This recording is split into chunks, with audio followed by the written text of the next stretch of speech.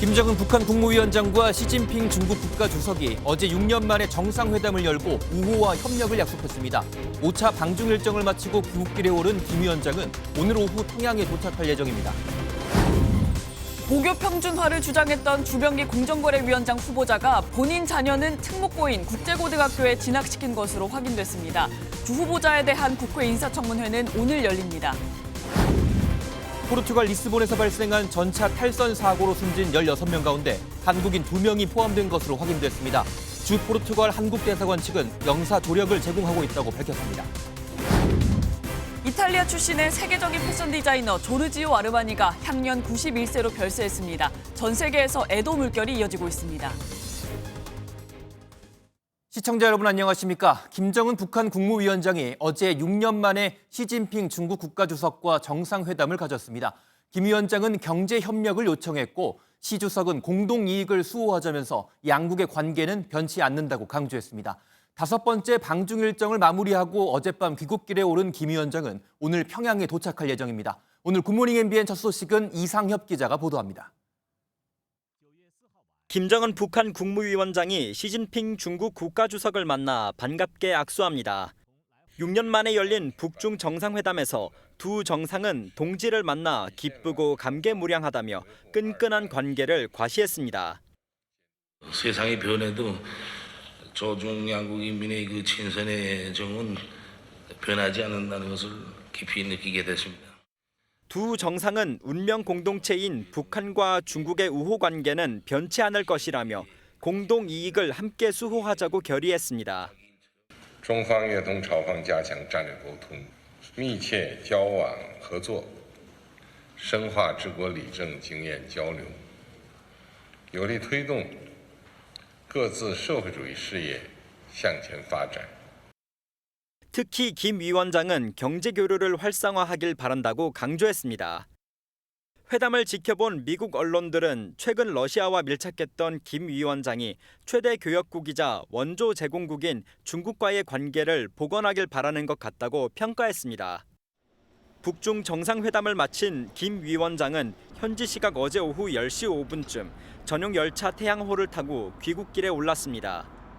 김 위원장의 이번 5차 방중은 역대 최장인 4박 5일로 기록됐습니다. 베이징에서 약 54시간 머물며 중국 전승절 열병식과 북러 정상회담, 북중 정상회담까지 빼곡한 일정을 소화했습니다. 전 세계의 관심을 끌었던 북중러 3자 정상회담은 열리지 않았지만 반서방 연대를 과시했다는 평가가 지배적입니다. 김 위원장은 오늘 오후 평양에 도착할 전망입니다. MBN 뉴스 이상엽입니다. 우리나라에선 국가의전 서열 2위인 우원식 국회의장이 이번 중국 전승절 행사에 참석했죠. 우 의장은 7년 만에 만난 김정은 북한 국무위원장과 짧게 악수를 했고 푸틴 러시아 대통령과도 대화를 나눴는데요. 우 의장은 푸틴 대통령에게 금강산에 가고 싶다는 뜻을 김 위원장에게 전해달라고 부탁했다고 밝혔습니다. 이어서 박혜빈 기자의 보도입니다. 중국 전승절 행사 참석을 위해 베이징을 찾은 우원식 국회의장은 특파원 간담회에서 김정은 북한 국무위원장과 만난 후일담을 전했습니다. 오랜만입니다. 7년 만이네요. 반갑습니다. 이렇게 인사를 했죠. 이렇게 김정은 위원장이 답변한 거는 네 반갑습니다. 이렇게 작은 소리로 얘기를 했죠. 7년 전과 달리 남북 관계가 경색된 상황 속에서 이뤄진 만남에 대해 우 의장은 한반도 평화의 중요성을 다시금 느꼈다고 밝혔습니다. 지금의 남북관계 비춰볼 때 잠시나마 만남이 이루어진 것은 그나마 의미가 있는 것이 아닌가 이런 생각이 듭니다. 우 의장은 푸틴 러시아 대통령과 나눈 대화 내용도 공개했습니다. 금강산을 거쳐서 원산 갈마까지 갔으면 참 좋겠다는 생각을 갖고 있다. 그런 이야기를 좀 전해주시면 좋겠다. 이렇게 얘기를 했습니다. 그랬더니 잘 알았다. 또 러시아 내 한국 기업들의 어려움을 언급하며 관심을 요청했고 푸틴 대통령은 알고 있다고 답했다고 전했습니다. 우 의장은 이번 방중은 대통령 특사 성격이 아닌 만큼 이재명 대통령의 별도 메시지를 전달하진 않았다고 밝혔습니다. MBN 뉴스 박혜빈입니다. 이번 중국 전승절 열병식에서 김정은 북한 국무위원장이 시진핑 중국 국가주석, 푸틴 러시아 대통령과 어깨를 나란히 하면서 핵 보유국임을 전 세계에 과시했다는 분석도 나오고 있는데요. 중국도 북한의 핵 보유를 묵인한 것이어서 이에 따라 한반도 비핵화는 더욱 멀어졌다는 평가가 나옵니다. 이 내용은 강영호 기자가 보도합니다. 김정은 북한 국무위원장은 전승절 기념식에 참석한 30여 개국 정상들을 제치고 시진핑 주석, 푸틴 대통령과 나란히 섰습니다. 미국을 겨냥한 핵 보유국 연대를 과시한 건데 이를 두고 중국이 사실상 북핵을 묵인했다는 해석이 나옵니다. 만약에 북한이 핵을 갖고 있지 않았다면은 이번에 가장 앞에 서 있는 세 국가에 들어가지 못했을 가능성이 매우 높기 때문에 그 의미는 북한의 핵을 암묵적으로 묵인했다.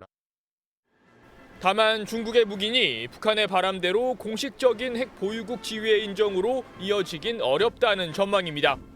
강력한 반미전선을 구축할 필요에 따라 의도적으로 북한을 전면에 내세웠지만 한국이나 일본의 연쇄 핵 무장으로 이어질 수 있는 북핵 용인은 중국으로서도 부담이라는 겁니다.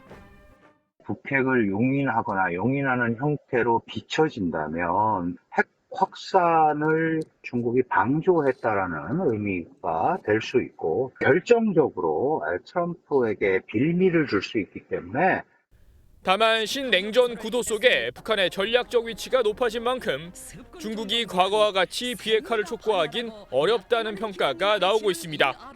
MBN 뉴스 강영우입니다. 중국의 전승절 열병식이 끝나자마자 글로벌 경제 전쟁이 격화하기 시작했습니다. 중국이 자국 산업 보호를 위해 미국의 반덤핑 관세를 부과했고 곧바로 미국도 중국과 러시아를 향한 제재 카드를 꺼내들었습니다.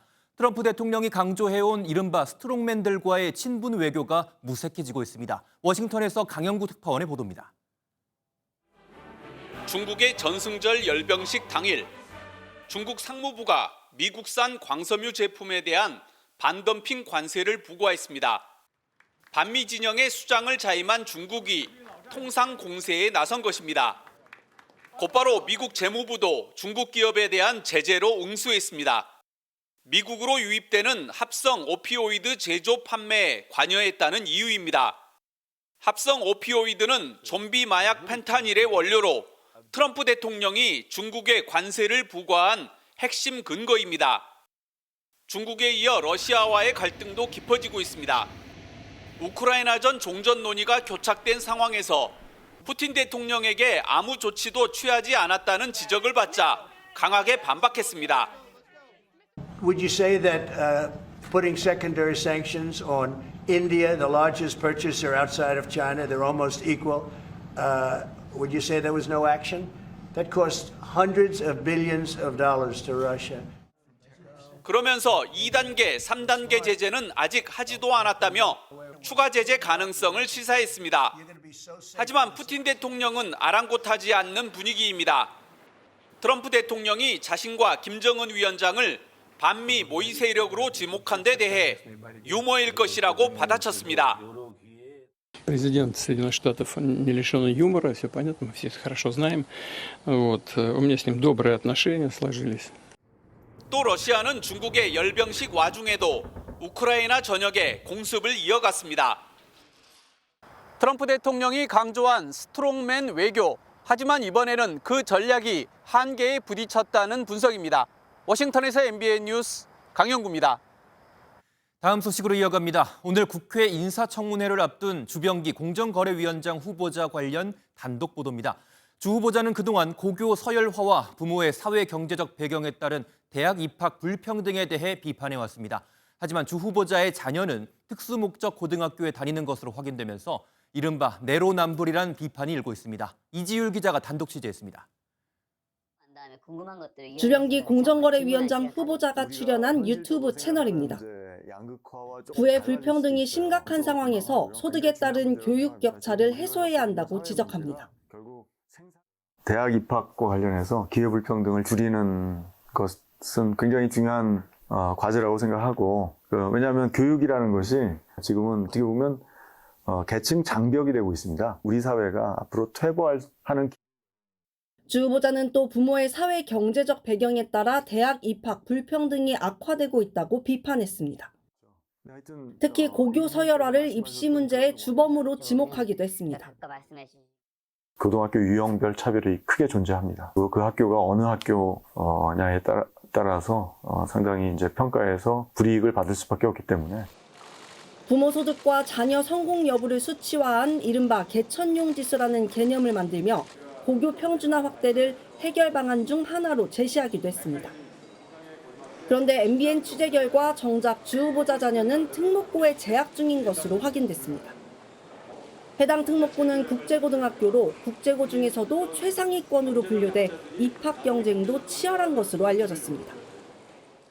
개천용 지수를 만든 이유가 이 사회의 교육 불평등이 그 심각한 사회적 문제로 대두되고 있다는 것을 보여주기 위한 어떤 거라고 생각하는데 가장 큰 수혜자였다는 거 아닙니까? 굉장히 위선적이다라고. 주 후보자 측은 자녀의 특목고 진학이 잘못된 건 아니라면서 인사청문회에서 설명하겠다고 밝혔습니다. MBN 뉴스 이지율입니다. 강미정 조국혁신당 대변인이 당내 성비위 사건 처리와 2차 가해를 규탄하면서 탈당을 선언했습니다. 침묵을 이어가던 조국혁신정책연구원장은 마음이 너무 아프다며 피해자들에게 깊은 위로를 전한다고 밝혔습니다. 정태용 기자가 보도합니다. 강미정 조국혁신당 대변인이 눈물을 보이며 탈당을 선언했습니다. 지난 4월 주요 당직자의 성비위 사건이 발생했지만 당이 피해자 보호 조치를 제대로 하지 않았다는 겁니다. 동지라고 믿었던 이들의 성희롱과 성추행, 그리고 괴롭힘이었습니다. 그러나 당은 피해자들의 절규를 외면했습니다. 강 대변인은 당 혁신정책연구원장인 조국 전 대표도 사건을 인지했지만 별다른 조치 없이 침묵했다고 지적했습니다. 다음 기회가 있을 것입니다. 오늘 사찰에서 말고요. 다음 기회를 갖겠습니다.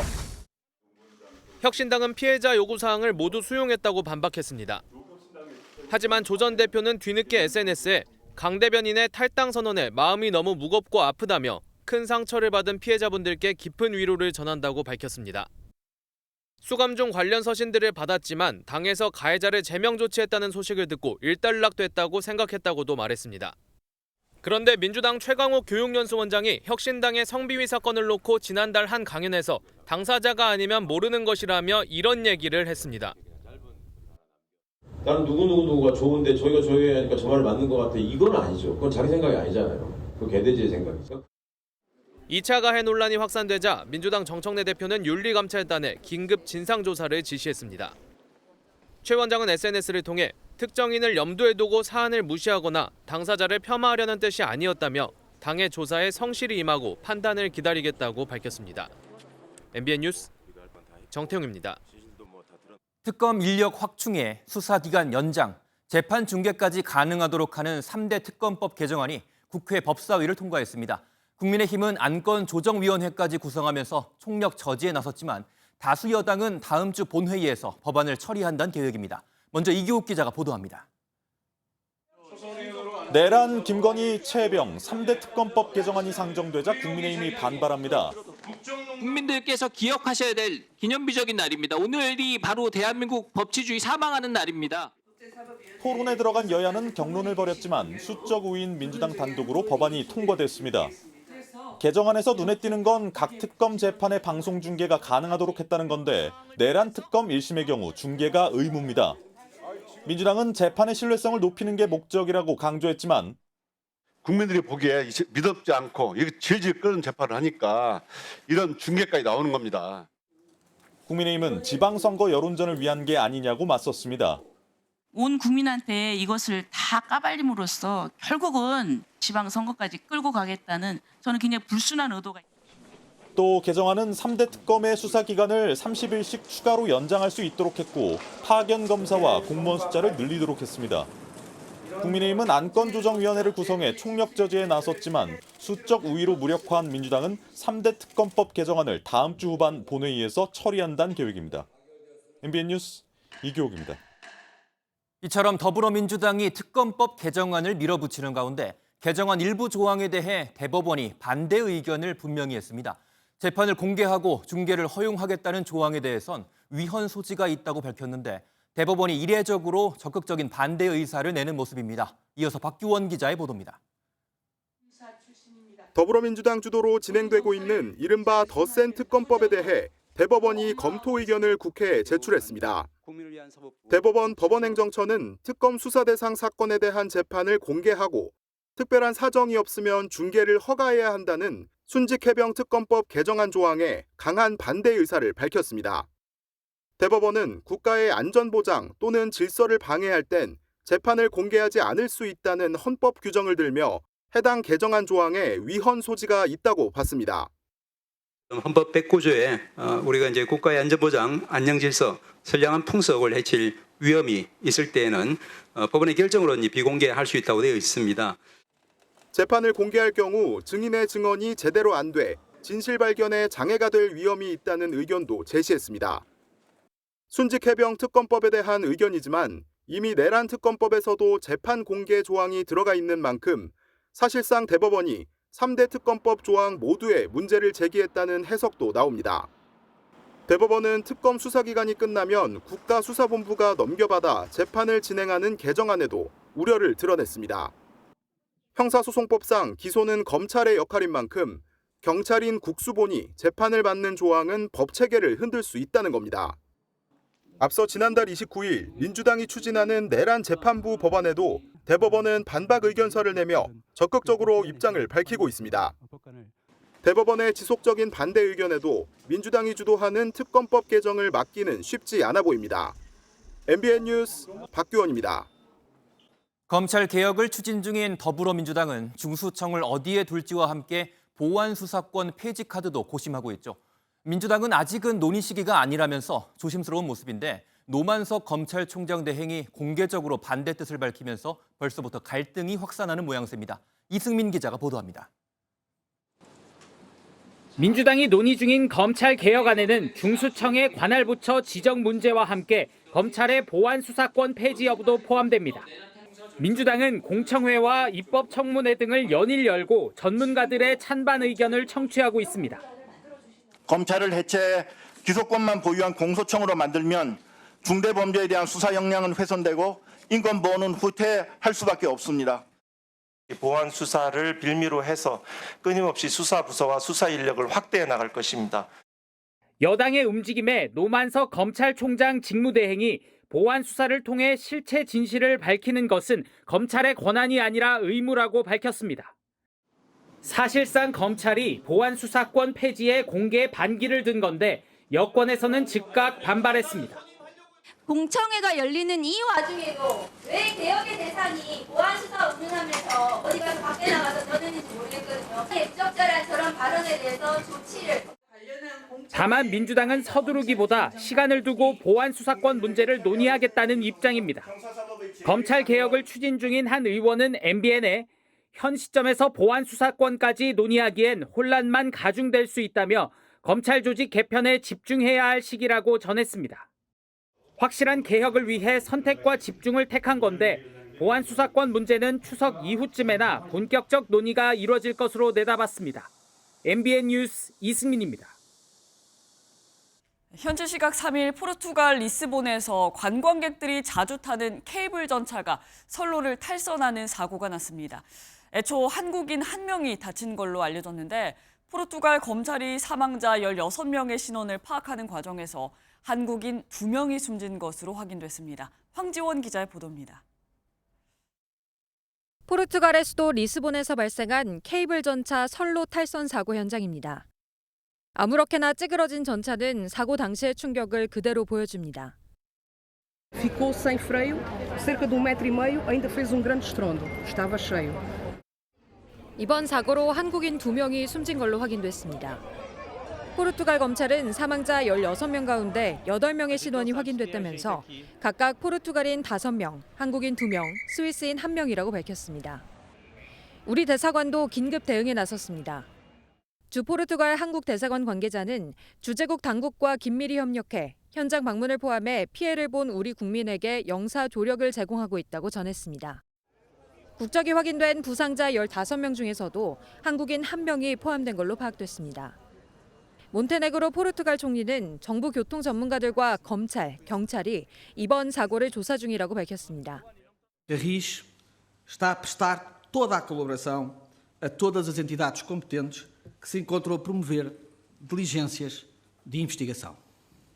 리스본 언덕을 오르내리는 비탈길 전차는 연간 350만 명 넘게 찾는 관광 명물로 140년간 운행해왔습니다. MBN 뉴스 황지원입니다. 해프닝인 줄로만 알았던 서울 지역 초등학생 유괴 미수 사건이 실제로 발생했던 것으로 드러났습니다. 경찰은 20대 남성 3명을 긴급 체포하고 이 가운데 2명에 대해 구속영장을 신청했는데 이들은 하루에만 3차례나 유괴를 시도한 것으로 확인됐습니다. 정민영 기자가 보도합니다. 서울 서대문구의 한 초등학교입니다.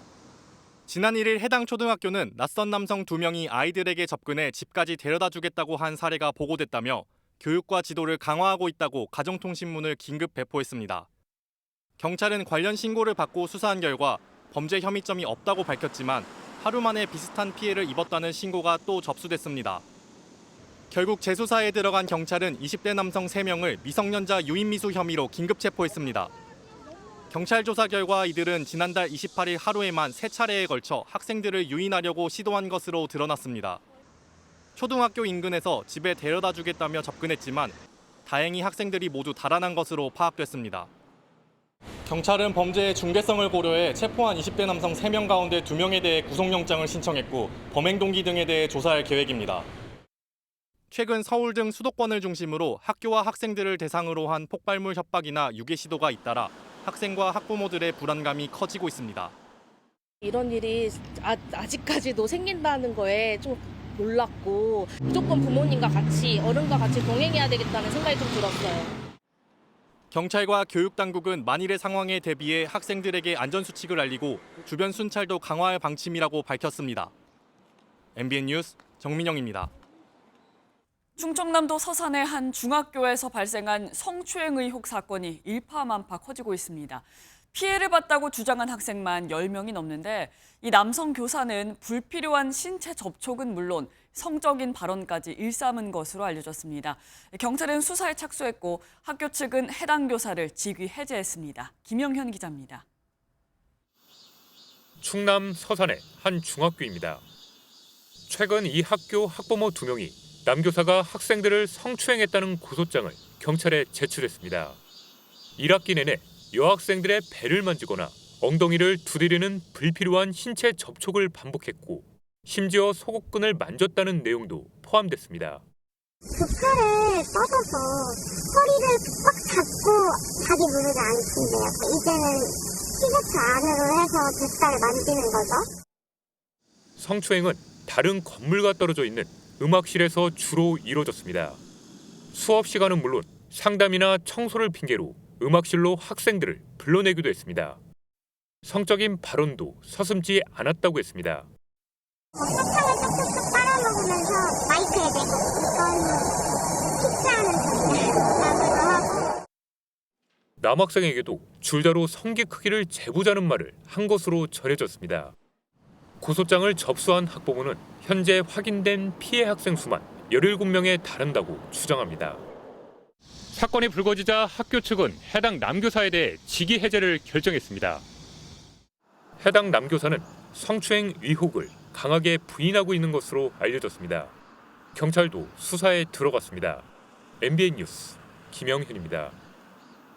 부산 지하철 안에서 술에 취한 남성이 시비를 걸자 몸싸움을 벌인 60대 남성이 갑자기 흉기를 꺼내 휘두르는 사건이 발생했습니다. 먼저 시비를 건 취객이 오히려 피해자가 됐는데 당시 상황이 CCTV에 고스란히 찍혔습니다. 박상호 기자입니다. 지하철에서 내린 두 남성이 승강이를 벌입니다. 말싸움은 곧장 몸싸움으로 이어집니다. 모자를 쓴 남성이 검은색 옷을 입은 남성을 바닥에 쓰러뜨려도 다시 일어나 서로 멱살을 잡고 싸웁니다. 자세히 보니 모자 쓴 남성은 흉기를 들고 있습니다. 등산용 칼입니다. 싸움이 격해지자 몇 차례 휘두르기까지 합니다. 잠시 후 교통공사 직원이 나타나 두 사람을 진정시키고 슬그머니 다가가 흉기를 다른 곳으로 치웁니다. 혹시 고객분이 오면은 굉장히 위험한 상황이기 때문에 칼부터 우선 정렬의 생각을 가지고. 검은색 옷을 입은 남성은 술에 취한 상태였고 오히려 흉기를 든 남성은 맨정신이었습니다. 이들의 다툼은 열차 안에서부터 시작됐습니다. 술에 취한 남성이 한판 붙자며 먼저 시비를 건 것으로 알려졌습니다. 결국 먼저 시비를 건 취객이 피해자가 됐습니다. 그 흉기로 유혹해서 오지 마라 했는데 오히려 찔러봐라 계속 달라들어서 그런 과정에 있어서 경찰은 흉기를 휘두른 60대 남성을 특수상해 등의 혐의로 구속하고 흉기를 소지하게 된 경위를 수사하고 있습니다. MBN 뉴스 박상호입니다. 서울 지하철 5호선 방화부터 보조 배터리 화재까지 열차 내부에서 화재가 잇따르고 있습니다. 대구 지하철 참사 이후 지하철도 쉽게 불에 타지 않는 소재로 만들어지면서 불은 웬만하면 곧바로 꺼지는데요. 하지만 밀폐된 공간에서 빠르게 번지는 연기는 더 큰 위험으로 꼽힙니다. 윤지원 기자가 보도합니다. 한 남성이 휘발유에 불을 붙인 5호선 방화로 승객 400여 명이 공포에 떨었습니다.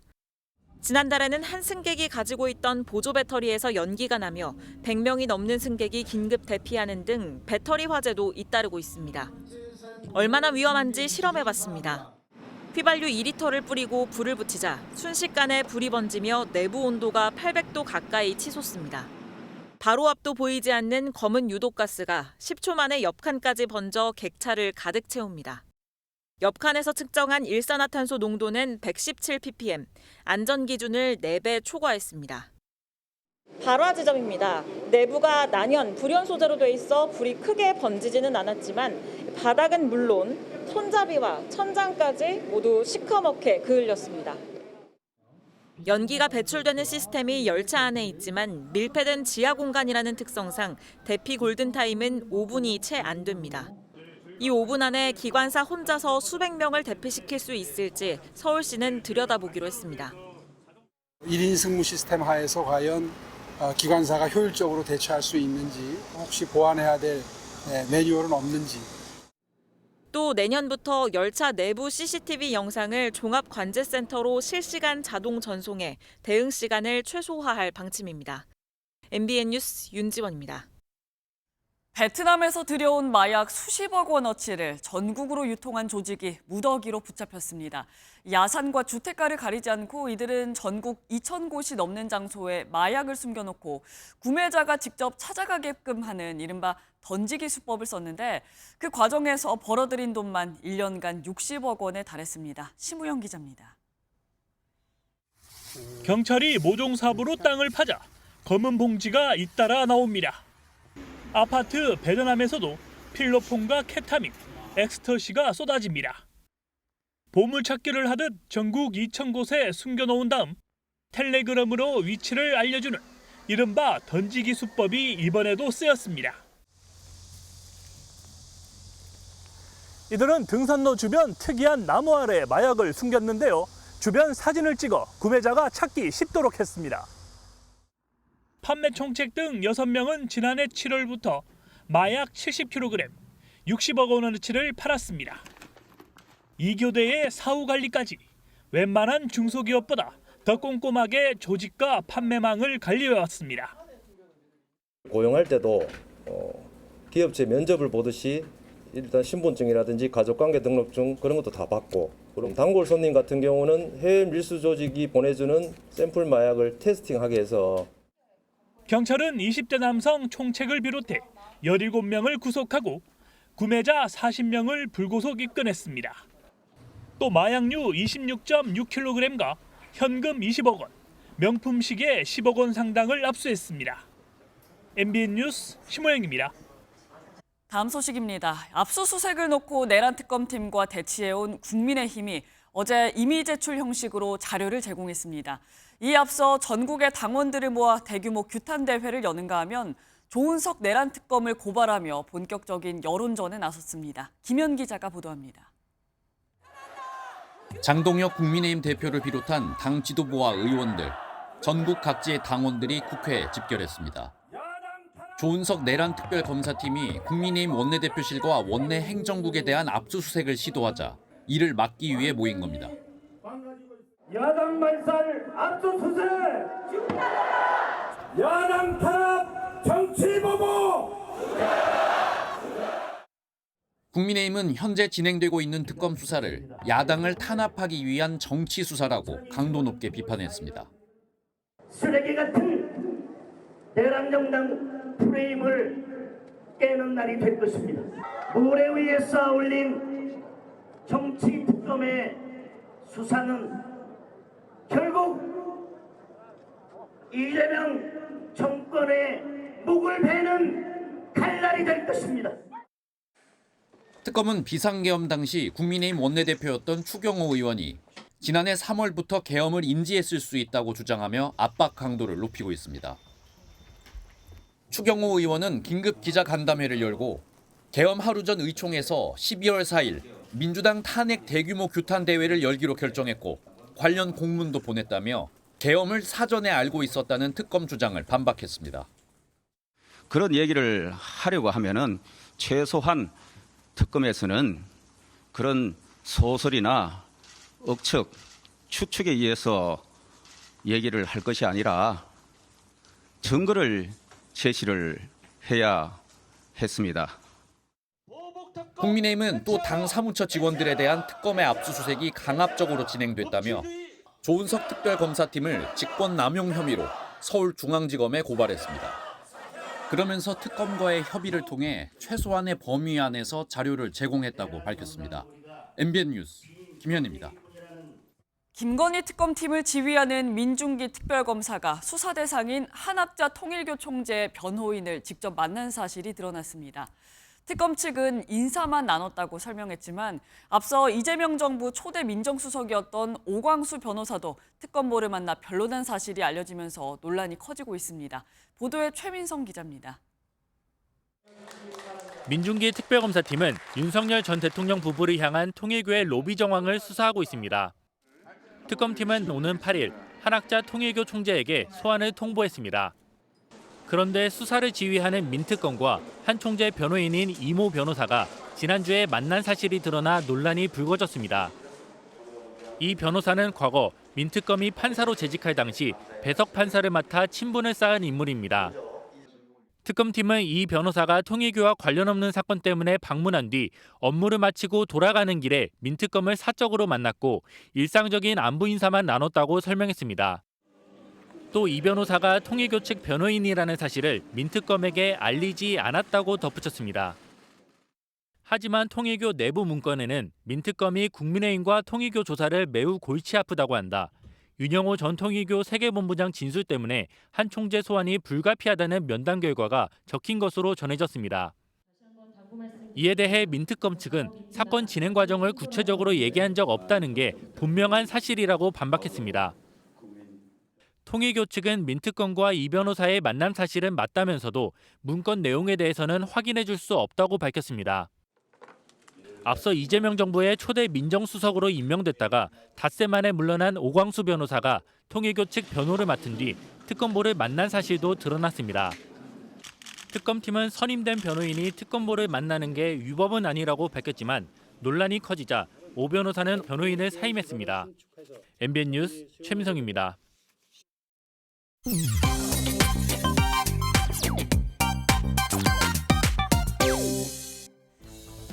마약 투약 혐의로 모든 활동을 중단했던 배우 유아인 씨의 근황이 오랜만에 포착됐습니다. DJ 겸 프로듀서 패기구 씨가 공개한 사진인데요. 봉준호 감독 바로 옆 모자를 쓴 유아인 씨가 미소를 짓고 있습니다. 지난해 9월 징역 1년을 선고받고 법정 구속됐다가 올해 초 집행유예로 풀려났던 유아인 씨. 일상 모습이 공개된 건 오랜만이죠. 다만 현재 해당 사진은 삭제된 상태인데요. 누리꾼들은 의외의 조합이다. 사람 만나는 건 자유라지만 좀 그렇다.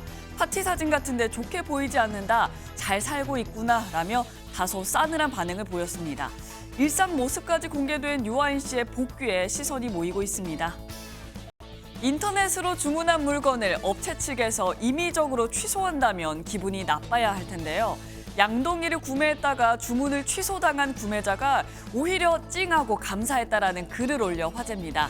바로 이 구매자가 역대 최악의 가뭄을 겪고 있는 강릉 주민이었기 때문인데요. 설거지와 세탁기 헹군물을 모아놓으려 양동이를 주문했는데 구매자의 주소를 확인한 업체 측에서 조금이라도 도움드리고 싶다라며 기존 주문을 취소하고 공짜로 배송을 해준 겁니다. 뜻밖의 뭉클한 반전에 정말 좋은 분이다, 복 받으실 거다, 이런 곳이 돈줄 나야 한다, 빨리 비가 내리길 바란다 등 누리꾼들의 응원이 이어지고 있습니다. 농구 선수 출신 방송인 현주엽 씨가 몰라보게 야윈 근황을 공개했습니다. 사람들은 사건만 기억하는 것 같아요. 뭐 결과가 어떻게 됐든 내 식구가 다 정신과 치료받고 있어요. 병원에서 식욕이 당기는 약을 좀 드릴까요? 막 이렇게 얘기를 하더라고요. 30kg 넘게 빠지니까. 지난해 2월 휘문고 농구부 감독이었던 현주엽 씨는 학부모로부터 먹방 촬영 등을 이유로 감독 일을 소홀히 했다는 주장과 함께 갑질, 아들 특혜 의혹 논란 등에 휩싸였는데요. 심경을 최초로 고백한 현주엽 씨. 누리꾼들은 예전엔 엄청난 대식가 아니었냐, 가족까지 아프다니 가장으로서 나선 듯 몸 아픈 것보다 마음 아픈 게 더 힘들다라고 응원을 남겼습니다. 다만 일부는 교육청 감사 결과 인정된 부분도 있다라면서 구체적인 해명을 당부하기도 했습니다. 지금까지 인터넷 와글와글이었습니다. 이탈리아 패션계의 거장 조르지오 아르마니가 향년 91세로 세상을 떠났습니다. 패션업계는 역사를 만든 거인을 잃었다면서 애도했고 전 세계에서 추모 물결이 이어지고 있습니다. 권용범 기자가 보도합니다. 우아함의 황제, 미니멀리즘의 거장으로 불리며 현대 이탈리아 스타일의 대명사로 불린 조르지오 아르마니. 우리 돈으로 연간 3조 7천억 원 매출의 회사를 이끌던 아르마니가 현지 시각 4일 자택에서 향년 91세를 일기로 세상을 떠났습니다. 위 씨는 밀라노 기성복귀의 거장 아르마니가 구조적이지 않은 디자인으로 패션계에 혁명을 일으켰다며 추모했습니다. 1934년 밀라노 남쪽의 작은 마을에서 태어난 아르마니는 백화점 창문 장식 보조로 패션계에 처음 발을 들였습니다. 1975년 친구와 남성 기성복 라벨을 창업했고 안감이 없는 스포츠 재킷을 출시해 할리우드에서 반향을 일으키며 성공했습니다. He was one who brought us real minimalism, but also the softness of the silhouette, especially for men. 특히 어깨 패드가 달린 재킷과 바지로 구성된 파워슈트는 1980년대 떠오른 비즈니스 여성 계층의 상징이 됐습니다. 아르마니 옷을 입은 배우 리처드 기어의 영향으로 아르마니도 인기 디자이너로 떠올랐고 2003년 할리우드 명예의 거리에도 이름을 올렸습니다. Qua è sicuramente molto gratificante, ma per me non è una tappa d'arrivo, è qualcosa che anzi mi impone da domani di dover meritare ancora l'adesione. 아르마니는 자신의 패션 철학을 9,000명이 넘는 직원들과 전 세계의 600개 이상 매장에 남긴 채 애도의 물결 속에 영면에 들었습니다. MBN 뉴스 권용범입니다. 굿모닝 문화 소식입니다. 한국 모더니즘의 선구자 하종현 작가의 예술 세계를 총망라한 아트센터가 개관했습니다. 언어의 폭력에 맞서는 저항의 소리를 인조잔디 위 회화로 풀어낸 전시도 찾아왔습니다. 문화 소식 이상주 기자가 준비했습니다. 마대 캔버스의 뒷면에서 앞면으로 안료를 밀어내는 배합법으로 회화의 상식을 파괴한 거장. 기존의 정형화된 예술에서 벗어나 자유롭고 감정적인 표현을 추구한 앵포르멜. 한국 모더니즘의 선구자 하종현의 예술 세계를 총망라한 아트센터가 개관했습니다. 이 공간을 통해서 또 많은 현대 미술의 담론들이 활발하게 토론이 되고 또 하종현 미술상과 연계해가지고 학술 활동과 또 이 교육 활동들이 같이 이루어질 수 있는 그런 공간이 되었으면. 캔버스를 대체한 인조잔디 위에 섬세하게 그려진 박새. 정혜윤 작가의 작업은 단순히 미적 대상을 제시하는 데서 그치지 않고 재료를 통해 철학을 말하며 감정의 레이어를 포착해 관람자에게 조용하고 절제된 외침을 전합니다. 말보다 깊은 언어, 소리보다 강한 울림. 작가는 침묵은 무기력이 아닌 저항과 연대가 될 수 있음을 강조합니다. 신작 소리 없는 노래는 절제 없는 언어 사용에 대한 저항에 관한 노래이고요. 폭력적인 언어에 노출되어 있는 모든 분들에게 혼자가 아니라는 그런 메시지를 드리고. 캔버스 위에 두껍게 물감층을 올린 뒤 다시 긁어내고 문지르고 병뚜껑과 단추, 숟가락 같은 잡동사니를 붙이기도 합니다. 전쟁과 가난을 겪은 작가의 유년 시절, 여러 겹의 색채와 두꺼운 질감이 직층처럼 쌓인 표면은 작가가 살아온 세월을, 어린아이의 삐뚤빼뚤 낙서 같은 숫자는 순수함으로 돌아가려는 작가의 치열한 노력입니다. 구상도 결론도 없고 시작과 끝도 늘 다르다는 오세열 작가의 회화는 삶을 닮았습니다. 데뷔 60주년을 기념하는 전시지만 회고전이 아닌 끝을 알 수 없는 오세열 작가의 한 여정입니다. MBN 뉴스 이상주입니다.